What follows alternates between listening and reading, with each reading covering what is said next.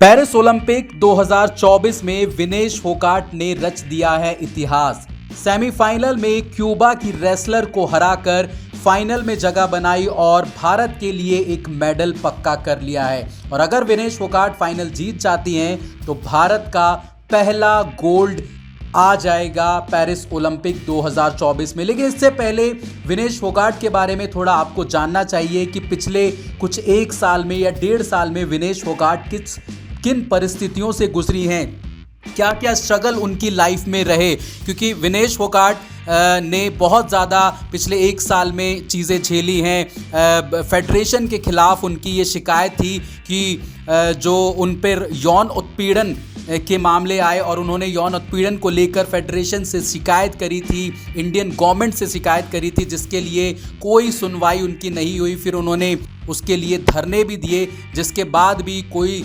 सुनवाई उस तरीके से नहीं हुई। उन्होंने अपने मेडल्स, उन्हें तमाम जितने भी अपने पुरस्कार थे वो सड़कों पर डाल दिए और सरकार को देने के लिए उन्होंने बोला कि इन मेडल्स का, इन पुरस्कारों का मेरे लिए कोई मतलब नहीं है। लेकिन आज विनेश फोगाट ने उन सभी से ऊपर आकर, उन सभी को पीछे छोड़कर पेरिस ओलंपिक में एक ही दिन में 3 मुकाबले जीते और एक इतिहास रच दिया पेरिस ओलंपिक में।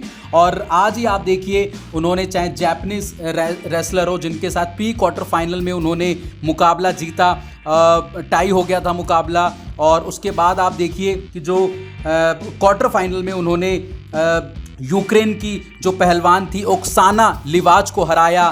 फिर आप देखिए कि सेमीफाइनल में क्यूबा की रेसलर को उन्होंने वहाँ पे चारों खाने चित कर दिया, 5-0 से वो मुकाबला जीता और बता दिया कि वो गोल्ड जीतने के लिए कितनी तैयार हैं, मेडल जीतने के लिए वो कितनी तैयार हैं।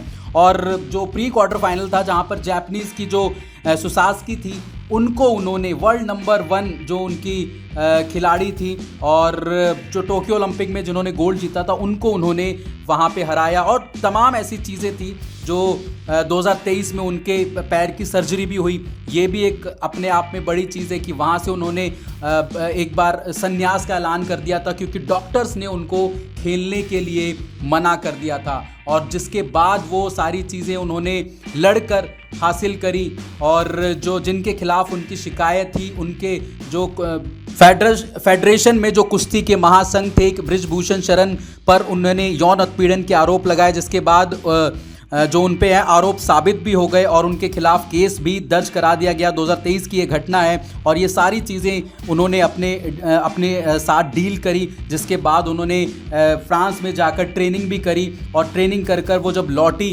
तब लगा कि पेरिस ओलंपिक के लिए विनेश फोगाट पूरी तरीके से तैयार हैं। और आज उन्होंने उस बात को साबित भी किया और सेमीफाइनल में मुकाबला जीतकर फाइनल में विनेश फोगाट ने जगह बनाई।